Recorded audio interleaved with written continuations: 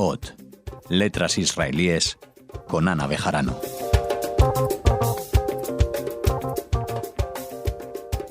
El retrato de la señora Moscovich es el título que analizamos hoy. El autor es Yehoshua Kenaz y, como siempre, lo hacemos con nuestra prescriptora, con nuestra sabia Ana Bejarano. Hola, Ana. Ay, no me hagas reír, Raquel. No te hago reír, lo digo totalmente Raquel. en serio. Y hola a los oyentes de Radio Sefarad.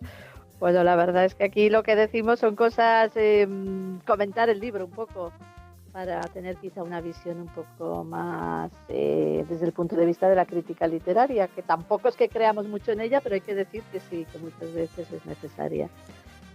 Oye, Ana, ¿he pronunciado bien los nombres?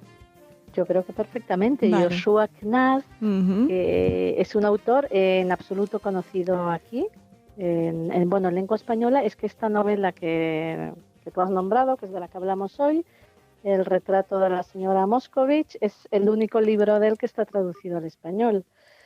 En Israel él es un gran autor, es de los realmente importantes. Lo que pasa que también quizá tiene menos proyección porque es una persona que no da entrevistas. Uh-huh. Y entonces no se encuentra nada de él, así como de otros autores. Pues yo a veces escucho pues entrevistas que ellos han dado en YouTube o algo, que siempre aporta mucho, porque una cosa es lo que dicen o decimos los críticos, otra cosa es lo que ellos opinan de su obra, que a mí me interesa casi más que lo que podamos decir nosotros. En su caso no hay nada. He encontrado un vídeo en YouTube en el que él lee unos cuentos suyos, pero vamos, que no, es una persona que no da entrevistas. Entonces, entre que en español tiene solamente esta novela traducida y que no da entrevistas, pues poco se sabe de él, pero es uno de los grandes. Y la verdad que esta novela es un bombón. Yo la he releído ahora para el programa y es que no la podía dejar. Mira que tenía que hacer otras cosas, ¿eh? Pues es una novela que atrapa y es un gran prosista, es un gran escritor, uno de los grandes. Y bueno, ¿Qué te iba a decir? ¿Le podemos situar en alguna generación en concreto o es un poco...? ¿Sí? Sí, está claramente situado. Él es nacido en 1937 en Petah Tikva, al Uh-huh. lado de Tel Aviv, y pertenece a la generación del Estado. Amos Oz, para situarnos, es nacido en Jerusalén en el 1939 y Yoshua en el 36. Así es que por ahí se mueve con los grandes es uno de los grandes también, ya digo, de la generación del Estado. Es la llamada generación del Estado, que si se caracteriza por algo es porque habla mucho del yo. La generación anterior, que es la del Palmaj, se llama también la generación del nosotros. Los personajes en la generación anterior funcionan más como un bloque y hablan con un nosotros colectivo. La generación a la que pertenece Yehoshua Knaz, la que hemos dicho que es la de Amos Oz, y Yoshua, Appelfeld, Amalia Cana Carmón, es una generación que empieza a escribir hacia los años 50 y que sobre todo es introspección y el yo, hablar del yo, y se le nota mucho. Por otro lado, hay que decir que él de joven perteneció al movimiento cananeo, que es un movimiento muy interesante en las artes y en la literatura israelí, que así, grosso modo y dicho en dos palabras, lo que defendía es que hay que cortar amarras con la diáspora, y el verdadero vínculo del israelí está con la tierra prebíblica, incluso bíblica y prebíblica. Él se llamaba antes, este autor nuestro, Glass, de apellido, Uh-huh. Yehoshua Glass, y él se cambia el apellido, como hicieron muchos de los que pertenecían a este movimiento cananeo, y se hizo llamar Knaz, que es el padre de uno de los jueces bíblicos. Otoniel tiene un padre que se llama Knaz, y él incluso los primeros cuentos los firma con un seudónimo como Avi Otoniel, que es él, es Yehoshua Knaz. Uh-huh. Y luego se le nota mucho también que pertenece a este movimiento cananeo cuando los personajes árabes que tenemos en esta misma novela, él es muy pro proceso de paz, muy defensor de los palestinos. Bueno, siempre hemos dicho lo mismo. Al fin y al cabo, él vive en Israel. Si no fuera por él, Israel no existiría, como tantos otros que viven allí. Paga sus impuestos, pero tiene su opinión.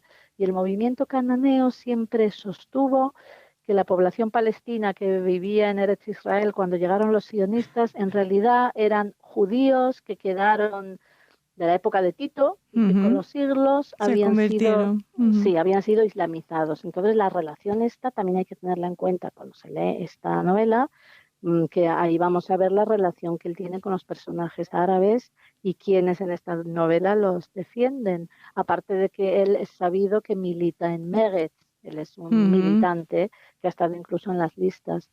Entonces, sabiendo esto, que no es nada nuevo en su generación, ya que se parece mucho a la posición política de Alex Yoshua y de Amos Oz, pues este es un libro, la verdad, este es un libro inquietante desde el principio porque trata un tema muy difícil, que es el de la vejez. Wow. Lo dejamos aquí por un momento y hacemos nuestra pausa tradicional para ya lanzarnos a la novela y a esa residencia de ancianos tan particular, Ana.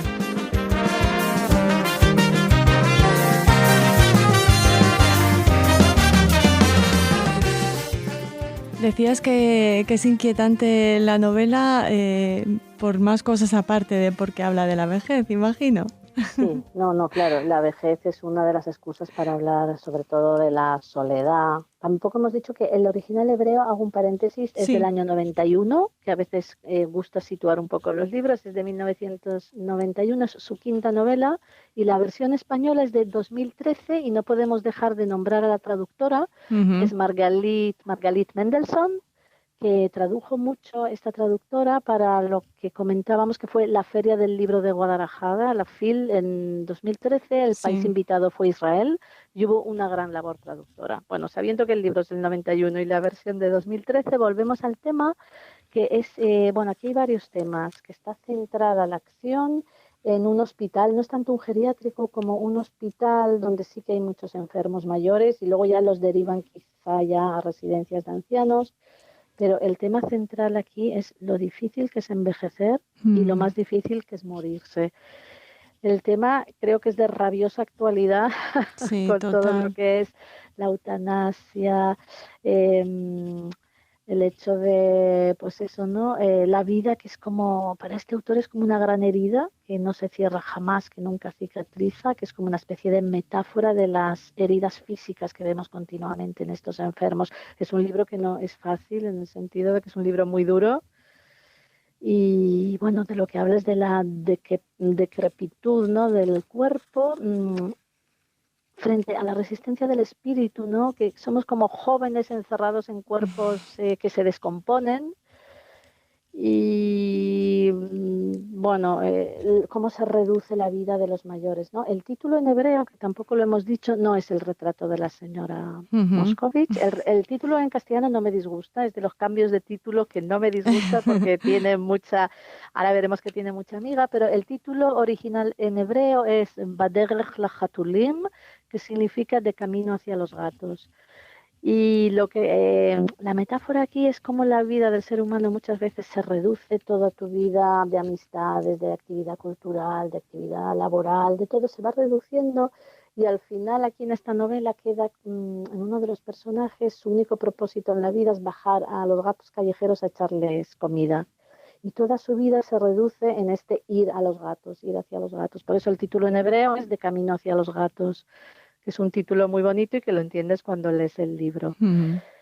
Y bueno, Yoshua Knas en general es un escritor que, como dentro de su generación está del Estado, escribe mucho sobre personajes marginales por un lado y marginados, porque la verdad es que los viejos no son personajes marginados, pero a veces no se les margina, o disminuidos mentales, personajes sórdidos de los márgenes de la sociedad, incluso estos personajes que están al acecho de los débiles en este hospital, pues también hay una especie de tráfico de necesidades, ¿no? Unos pagan por hacer unas cosas a los otros, o los propios auxiliares clínicos están al acecho a ver cómo pueden sacar tajada de los pacientes.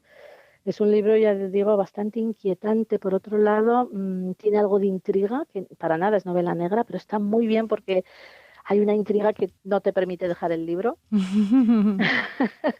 Y luego el título que le han puesto en castellano está muy bien porque la protagonista es Yolanda Moscovich, que es una viuda de 75 años, que ha tenido, ella lo dice, una vida muy plena, quedó viuda de muy joven, en la diáspora estuvo casada con un no judío que no la trataba bien y luego fue muy lista ella y se quedó sola toda su vida y prefirió estar sola y no estar en manos de ningún hombre más. Pero en este hospital ella conoce a un pintor, a un artista pintor, Lazar Cohen, con el cual ella tiene como un flirteo y pretenden una relación. Está muy bien también visto el amor en los mayores, ¿no? Como la sociedad a veces no permite a los mayores tener sus historias amorosas cuando tienen todo el derecho del mundo. Pero el caso es que el título en español viene dado porque este pintor, que también está allí convaleciente, pues le hace unos cuantos retratos a ella y ella no se reconoce en ninguno de estos retratos. Y está muy bien visto, pues esto que hemos dicho antes, ¿no? Cómo el cuerpo está encerrado en realidad, cómo alguien joven está encerrado en este cuerpo viejo. Y me ha recordado mucho al retrato de Gertrude Stein que hace Picasso. Que Picasso muy vivo él cuando le hizo el retrato a Gertrude Stein. Que no le gustó nada. No le gustó nada y dijo, esta no soy yo, no me parezco. Y él le dijo, ya te parecerás.